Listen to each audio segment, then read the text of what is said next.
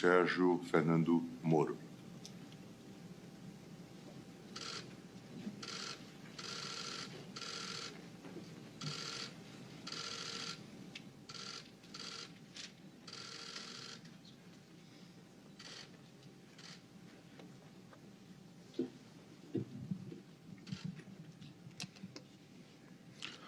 Excelentíssimo senhor ministro Gilmar Mendes, Supremo Tribunal Federal, na pessoa de quem toma a liberdade de cumprimentar todas as autoridades presentes, senhoras e senhores. Penso ser importante, de início, destacar que, nesse processo, discute-se, basicamente, a questão relativa à soberania e à jurisdição brasileira, a soberania e a jurisdição norte-americana e o suposto descumprimento do Tratado de Cooperação Mútua entre Brasil e Estados Unidos. Não estão em questões aqui, senhor ministro, pontos relativos à privacidade, pois tanto a legislação brasileira como a legislação norte-americana protegem a privacidade, os dados e as comunicações dos usuários dos serviços de internet, de comunicação ou de outra natureza. Então, a questão aqui é alusiva unicamente à soberania e jurisdição e o suposto descumprimento do tratado.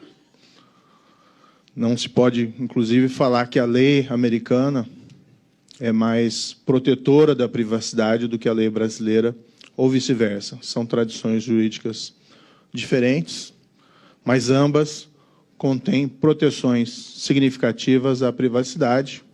Ilustrativamente, a legislação brasileira só admite essa quebra diante de causa provável, causa fundada dessas comunicações.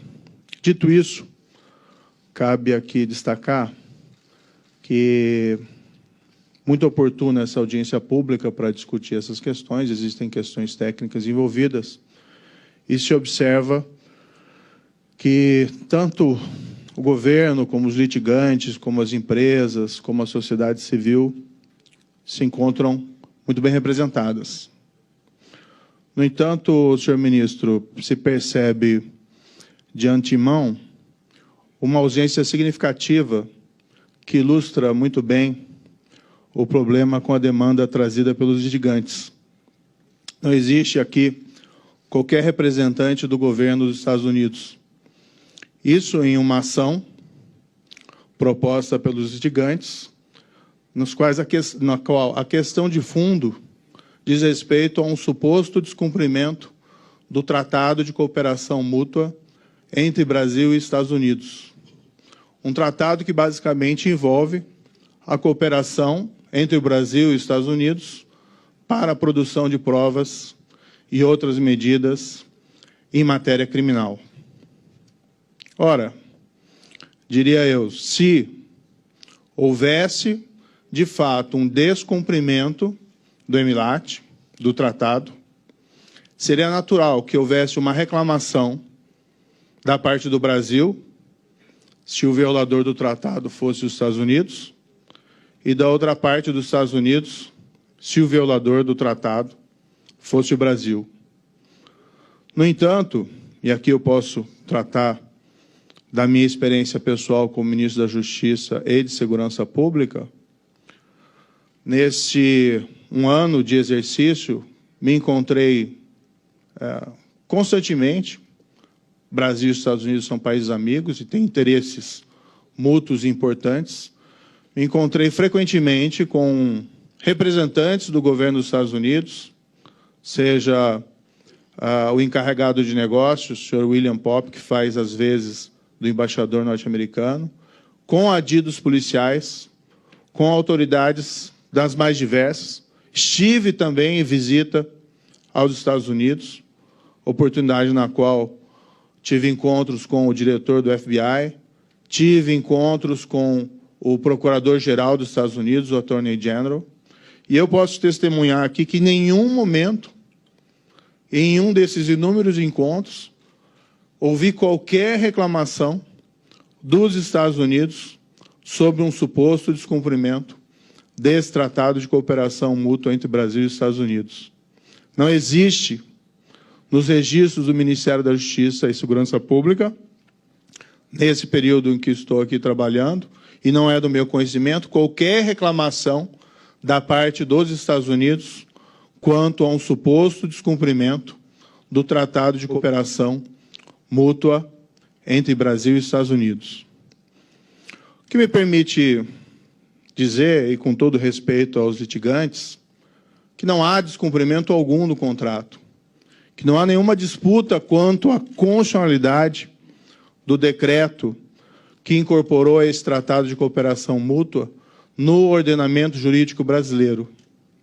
O que existe é uma demanda dos litigantes, através dos quais eles reclamam uma interpretação que diga que o tratado teria que ser utilizado para obter esse tipo de prova, obtenção de dados telemáticos ou de comunicações telemáticas, providenciado por servidores, provedores de serviços sediados nos Estados Unidos, que não é próprio, aqui tomando a liberdade de fazer um argumento jurídico, de uma ação declaratória de constitucionalidade.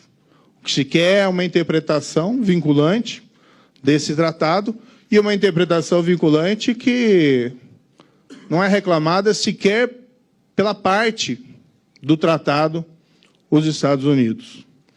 Se houvesse realmente um problema com a utilização, ou melhor, com a não utilização desses mecanismos de cooperação bilateral, do EMBILAT, ou do Tratado de Cooperação Bilateral, pelas autoridades norte-americanas para a obtenção dessa prova, seria natural que viesse da parte que entendesse que as previsões do tratado estariam sendo violadas, ou seja, dos Estados Unidos. Indo ao tratado, decreto 3.810, toma a liberdade de chamar a atenção por alguns aspectos. Nas considerações iniciais, desejosos de facilitar a execução das tarefas das autoridades responsáveis pelo cumprimento da lei de ambos os países, na investigação, inquérito, ação penal e prevenção do crime, acordam o seguinte, e aí vem o tratado. Ou seja, o tratado foi feito para facilitação da obtenção da prova, da cooperação entre Brasil e Estados Unidos.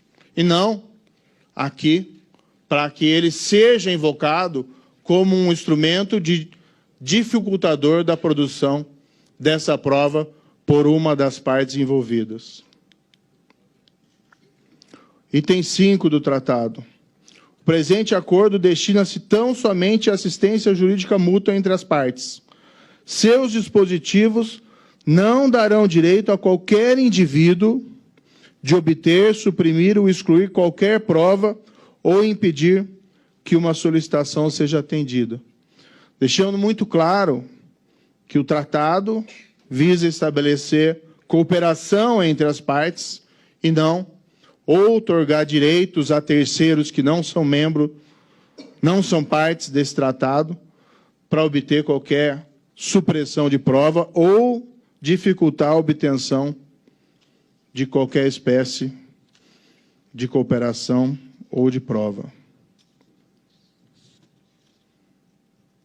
Por fim, e isso é interessante nos tratados modelo que são feitos pelos Estados Unidos não só com o Brasil, mas no mundo inteiro, os Estados Unidos normalmente têm uma compreensão de que esses tratados não exaurem todas as formas de cooperação possíveis entre os países partes. Então, não raramente se assistem, especialmente, isso não é tão comum no Brasil, mas no resto do mundo, mas se assistem cooperações entre os Estados Unidos, autoridades dos Estados Unidos e autoridades de outros países, em uma forma não prevista no tratado.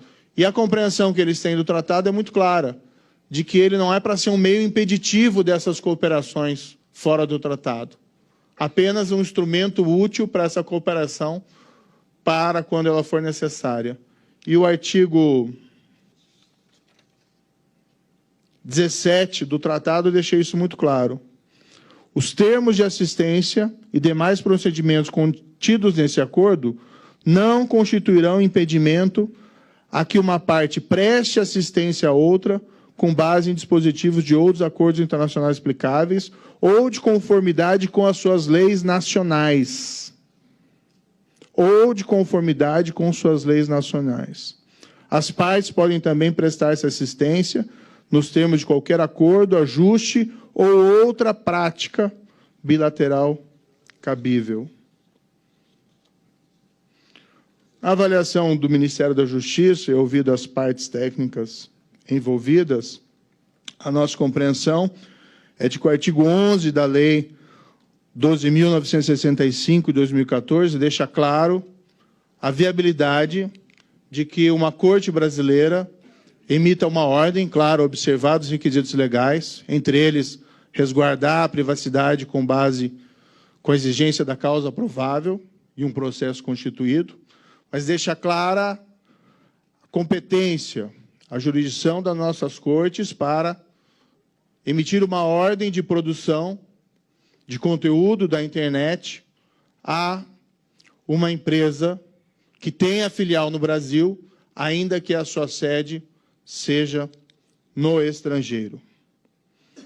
Claro que devem ser feitas algumas observações. O crime deve ser um crime sujeito à jurisdição brasileira. Evidentemente, não há nenhuma pretensão jurisdicional de investigar crimes que não se encontram sob a jurisdição brasileira. E a comunicação ou produção ou coleta de dados tem ocorrido, pelo menos em parte, no Brasil. Por exemplo, cidadão residente no Brasil, utilizando serviços de informática em território brasileiro de provedores com sede no exterior, como Google, Facebook ou Microsoft.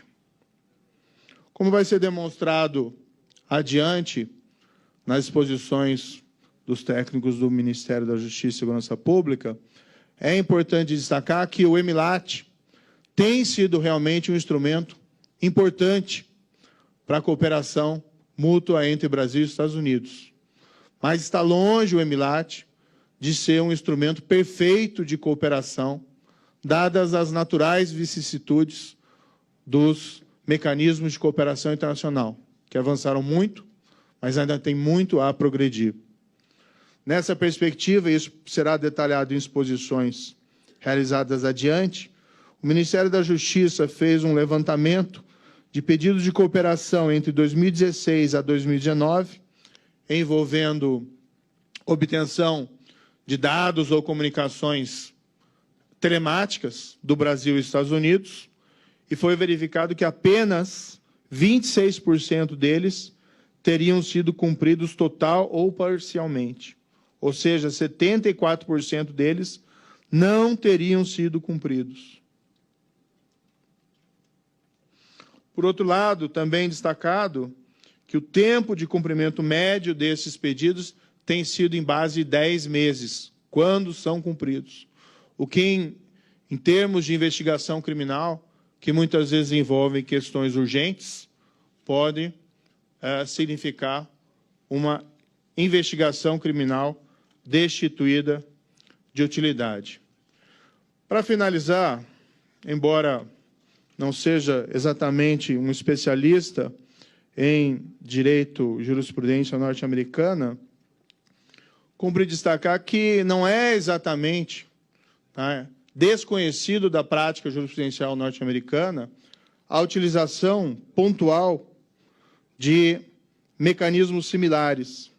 Em particular, há um caso famoso envolvendo não a produção de material de internet, mas documentos bancários de um banco com sede em outro país que recebeu uma intimação de uma corte federal norte-americana para a apresentação de documentos de clientes que eram mantidos em filiais em outros países, em países como Bahamas, Grande Cayman e Antígua. O caso é um caso conhecido na jurisprudência norte-americana, chamado United States versus Bank of Nova Escócia, de 1984, um caso decidido pela 11ª Corte Federal norte-americana, e esse caso acabou sendo mantido pelas instâncias recursais, e é interessante, e eu coloco aqui, ministro, apenas para exemplificar, alguns argumentos que foram utilizados para justificar a manutenção da decisão, ou seja, intimar uma agência do Banco de Nova Escócia nos Estados Unidos para produzir documentos bancários de contas mantidos, por exemplo, em Bahamas. O que se entendeu que os poderes investigatórios da Corte eram amplos, poderiam incluir determinação e que não haveria necessidade de expedição de um pedido de cooperação internacional para a obtenção dos documentos. Sobre o possível conflito entre a lei norte-americana, que obrigava a apresentação de documentos, e a lei de sigilo dos demais países, que a proibia, a Corte Federal entendeu que haveria um conflito, mas que isso não seria suficiente para justificar o não cumprimento da determinação, pois a condução da investigação feita nos Estados Unidos não poderia ser obstaculizada sempre que houvesse um conflito com o interesse de outros países. Além disso, e aqui entre aspas, o banco teria voluntariamente escolhido realizar negócios em numerosos países e teria aceitado o risco incidental de ser submetido a eventuais ações governamentais inconsistentes.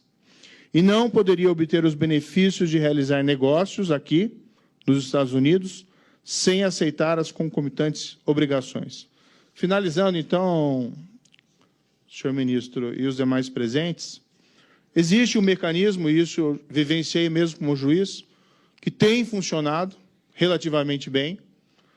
Juízes entendendo que o Brasil tem jurisdição e determinando a essas filiais de provedores de serviços de internet nos Estados Unidos de produção de material relevante para investigações criminais.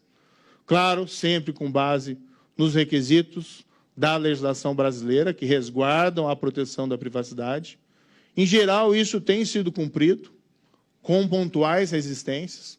Eu mesmo decidi alguns casos assim, enquanto juiz, e não tive problema na produção desse material. E, por outro lado, existe aqui uma demanda que, em síntese, envolve uma suposta alegação de descumprimento de tratado, que, no entanto, é trazida ao Supremo Tribunal Federal sem que haja legitimidade das partes reclamantes, já que, afinal de contas, quem teria legitimidade para efetuar qualquer reclamação seria a parte dos tratados. O instrumento tem funcionado e, com todo respeito, não vejo nenhuma razão para que as cortes brasileiras abdiquem de sua soberania, de sua jurisdição sobre crimes praticados no Brasil e em um instrumento que tem funcionado relativamente bem. Seria, no fundo, uma decisão assintomada, e aqui coloco apenas como hipótese, seria uma diminuição da jurisdição e soberania brasileira em favor de outra jurisdição e de outra soberania que sequer são reclamantes nesse processo. Muito obrigado.